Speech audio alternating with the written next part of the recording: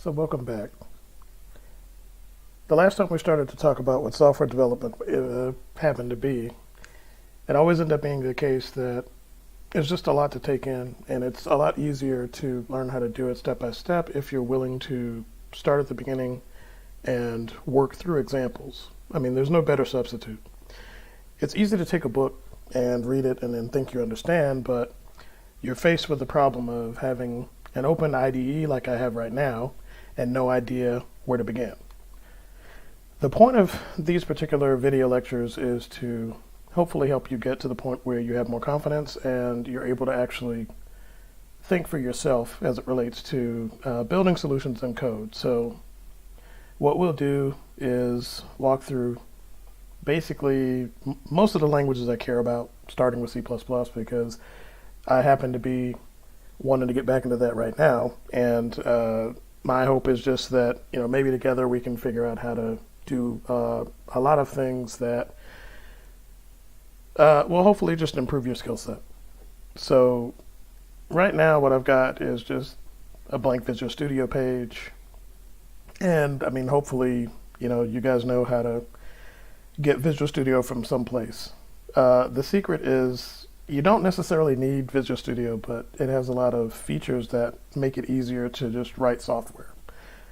They support a lot of different languages and they try to keep up with the latest standard. So, I mean, it's just something to be mindful of. Now, with a language like C++, there are a lot of really complicated details as well as a lot of simple ideas. So it's not something that should intimidate you, but I guess the reality is that it's so much to take in that you don't really know where to start.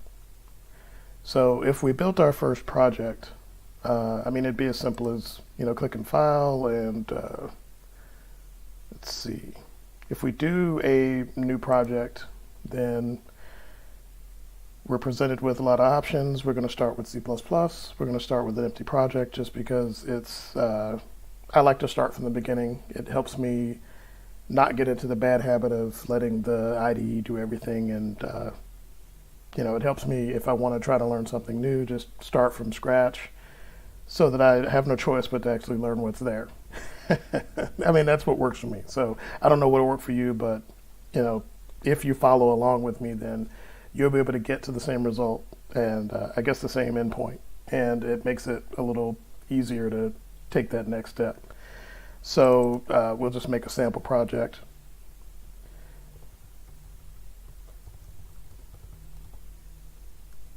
We'll make sure that a directory gets created. We won't worry about trying to do a Git repository. And we'll have an empty project that we can write things into. So once we click OK, it takes a little while. I mean, it's pretty quick, so yeah, it's not like it'll take 10 minutes. All right, so now that that's done, let's close this. We don't need it yet. But we do want to look at the solution just so that we can see what we have, and as expected, we don't have anything yet. So if you're at all familiar with C++, you end up having header files and you have source files. So normally you have your header file, it will have a .h extension, and then you have your source file, which has a .cpp extension. All we want to do right now is the universal first example, just so that we can have a program that will work. So we right click, we do an add, and then we add a new item because we don't have any code in this particular project. So like I was just saying, you've got the .h header file, you've got the .cpp. We just want to do, a simple CPP. I like to name the CPP the same thing as the project sometimes. I mean, I'll just say sample, and that'll just create the file. Now, we have a file, but it won't do anything. And if you're familiar with C, you know that you can just create a new function. Your int main with the RGC and your argument list.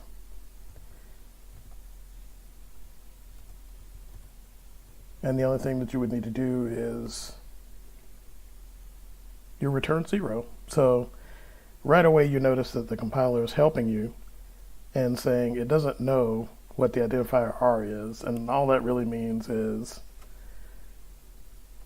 that what we need to do is a simple include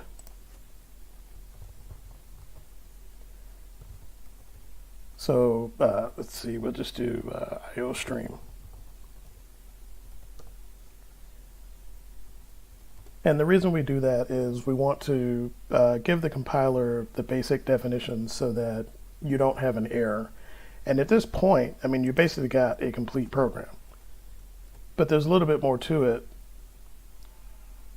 And what you would normally see if you look online, if you wanted to get that first C++ program, is they would include the IO stream and then they would do a using statement for the namespace.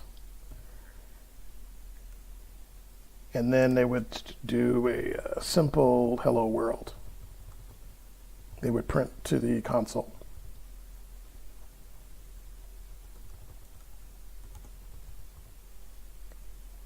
So what we've got right now, when I don't, it'll compile and it will also run. So we can build a solution, let it finish. Now, a lot of stuff went by on my screen because I have my settings configured so that I will get a lot of detail. So let me go to the settings page and see if I can show you what I did to get this much output when you try to do a build. That's the wrong one. Let me go here. So let's see, where is that setting? All right, so right away you notice that there are a few sections. Wonder if I can make this bigger so you can actually see it. All right, I guess that'll have to do. So we've got the compiler, we've got the linker, and we have a few different sections that will give you a bit more detail into the process here. So let's see, I believe that, where is that? All right, so you've got diagnostic settings. I'm looking for the verbosity level. And I think it's in here someplace now. I might be wrong and I have to look somewhere else, but let's see. No, it's not debugging. All right, maybe I'll get lucky with all options. Let's see.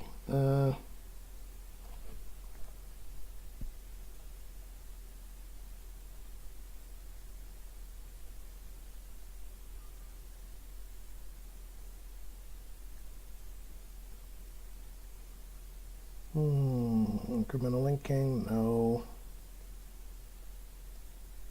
This is the map file, nope.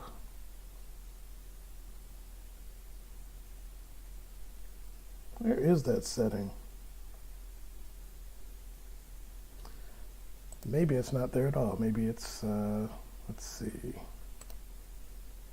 It might be in the, maybe tools options. Let's see.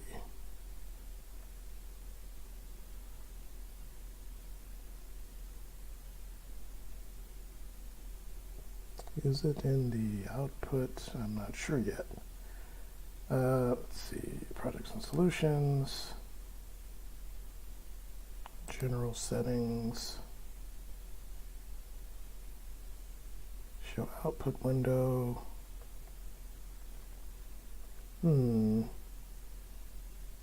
Maybe general environment, nope.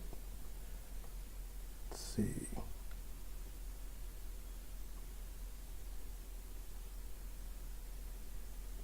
You'd think it would be projects and solutions because it's about the output verbosity. I know that much, but I haven't had to touch that setting in a while, so it's a little foggy. Let's see. Not debugging tools, not graphics diagnostics. Let's see.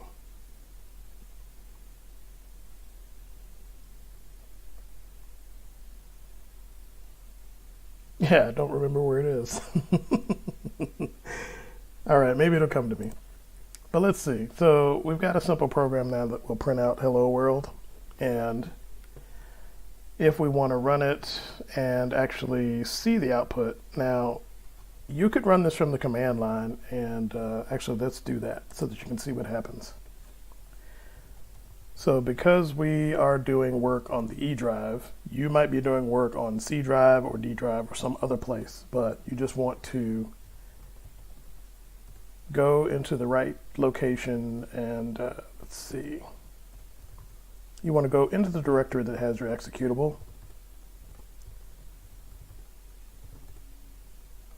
So if we just do sample project from here, we'll see hello world. Now, the other way that you can get this to run is you can use the debugger, but a trick I like to use is I'll use the debugger and I will set what's called a breakpoint. And what this breakpoint does is you're running the executable in an environment that's controlled by the IDE. So it will keep the window open that it uses for execution. So if we do a debug, start debug, we'll see the same kind of output. Don't pay attention to this stuff just yet, but in the regular window here, you'll see that when the breakpoint was triggered, you get a yellow arrow inside the red circle where the program has stopped running, but then I can open up its console and see that it did print out hello world. So what we've done now is we've actually run this program from two different places just to show that there's more than one way to get the program to execute, but the power of being able to run the debugger is going to come in at later points also. Because, oh, okay, so yeah, the other thing was when you run debugging, you can also stop. And that'll take you back to the view we had before where you've got your solution that shows all of your source code, your header files and everything like that. Your output window from when it tried to maybe load some of the debugging symbols, and then when the program exited because we stopped the debugger, and also just your main window here that's going to show one of the files that you've selected from your solution.